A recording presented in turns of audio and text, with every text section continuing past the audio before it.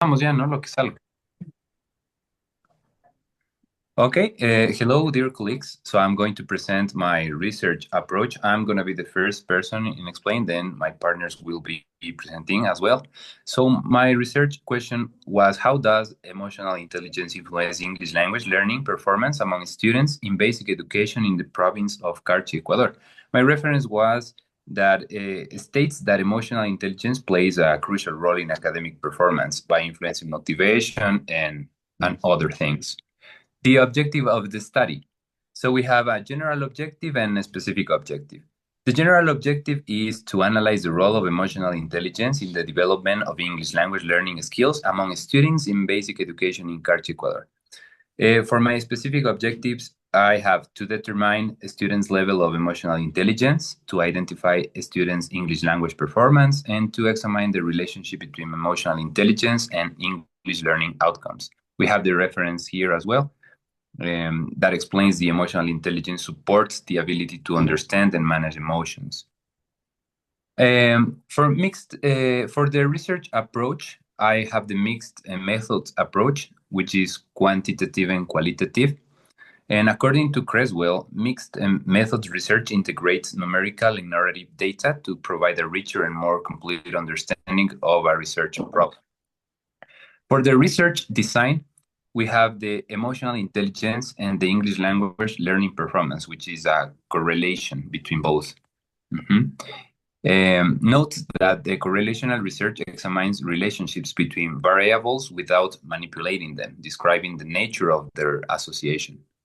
The setting and participants, in the setting we have public and private schools located in the province of Carchi. The participants, we have students from 8th to 10th grade, English teachers and academic authorities. And for the data collection methods, I have emotional intelligence questionnaire, English diagnostic test and academic performance records, and semi-structured interviews with teachers. For my reference here, I have that explains that the diverse instruments generate deeper insights into emotional factors affecting language learning. For my data analysis, we have quantitative and qualitative. And those are my bibliographic references, as you can see there. So I don't know if you have any question related to my presentation. Any of you? Great, Leonardo. It's a great research. I am sure that it is interesting in the question series. Okay, yeah, thank you. Yeah, that was my presentation. Thanks. Well, this is my graduation work. The impact of an integrated methodological model on promoting autonomous English learning outside the classroom among ninth grade students at an Ecuadorian public institution. As you know, we have different problems in the Ecuadorian system. One of them is the overcrowded classrooms and limited instructional time. The second is the lack of autonomy in learning and the underutilization of digital tools and the need for a structured pedagogical model. The research question is this: how does an integrated methodological model promote autonomous English learning outside the classroom? The general objective of my research is to analyze the impact of an integrated methodological model on promoting autonomous English learning outside the classroom in an Ecuadorian public school. In this research, I am going to use the mixed methods. In this research, I am going to review literature. According to the data collection, I am going to use the quantitative and qualitative. This means that a structured survey will assess students' levels of autonomy in learning English, and in the qualitative semi-structured interviews. I am going to use previous studies to analyze past research of autonomous learning to identify effective methods that can be applied. In short, this approach is primarily descriptive and exploratory. It describes current levels of autonomy in learning and explores factors influencing it in the educational context. The setting is Ecuadorian public school. focusing on how students engage in autonomous English learning outside the classroom, and the population are students who are in 9th grade and the teachers. To the data collection, I am going to use the quantitative survey. In this case, I am going to use a questionnaire, and in the qualitative interviews, I am going to use a semi-structured interviews. For the data analysis, I am going to use both descriptive statistical techniques for the quantitative data and content analysis for the qualitative data. In the quantitative data analysis, the data from the quantitative surveys will be analyzed using descriptive statistical techniques such as calculated mean and the standard derivation.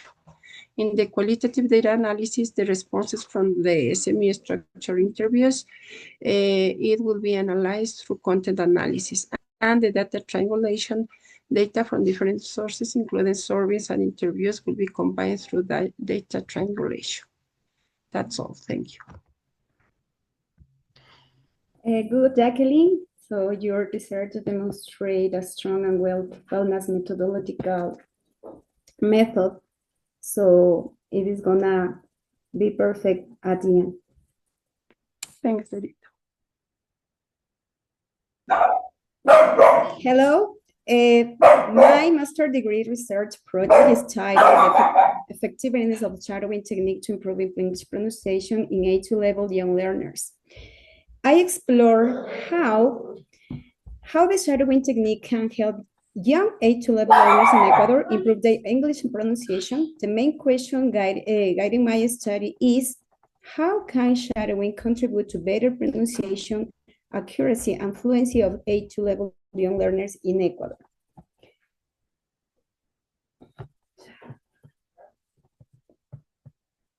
The objective of my study is to understand the theoretical foundation, the benefits and the challenges of using shadowing as a pronunciation strategy. I also aim to analyze recent literature and propose a pedagogical model that could be applied in Ecuadorian EF classrooms to support clearer and more confident speaking.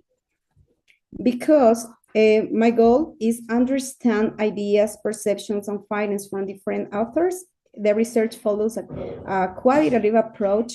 The design is scripting a bibliographic, meaning that analyze documents such as academic articles, research studies, reports on the English proficiency in Ecuador, and theoretical works on pronunciation teaching. The setting of the study is the Ecuadorian educational context, where many young A2 learners still struggle with sounds, stress, and intonation. Even though I am not collecting data directly from the students, the population of interest includes A2 learners, English teachers, and researchers whose studies provide insight into the pronunciation problem. To collect the information, I use documentary methods reviewing the literature published between 2020 and 2025. These documents become the data for the study. Finally, the analysis of done through qualitative content analysis, identifying common themes, comparing ideas across authors, and organizing the information into categories such as pronunciation difficulties, benefits of shadowing, and pedagogical implications. The final goal is to build a clear and evidence-based understanding of how the shadowing technique can support pronunciation development in young A2 learners. Thank you, guys.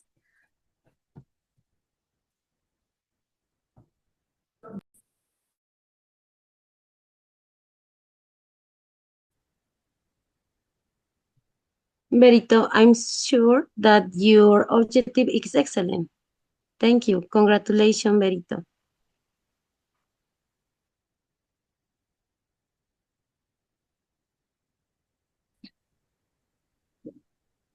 Okay, my dear colleagues, my titulation is Applying Gamification with Cooperative Learning to Improve Reading Skill for grade student in my institution, La Salle.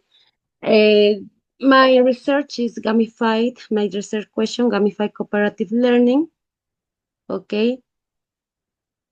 And question, the main research to evaluate the impact of gamification on reading skills, the engagement is to assess the student engagement within the gamified learning environment, and the general objective, design and evaluate a program to enhance reading skills. The research design overview. This is a useful quasi-experimental design. This study will utilize a quasi-experiment design involving 2 intact classes and obviously mixed methods approach combines quantitative tests and qualitative observation and interviews. The data analysis. The quantitative analysis involves a statistical test for effective results comparison. The qualitative data synthesis focuses on understanding student experiences and motivation, and instructional improvements in this study aims to enhance teaching methods through findings. And in conclusion, in enhancing reading outcomes, you can implementing gamified strategies can transform learning experiences. That's all. What is your opinion about my study, my colleagues? A good research, Fanny. Congratulations. I find it very interesting. Thank you, Wendy. Good evening, everyone.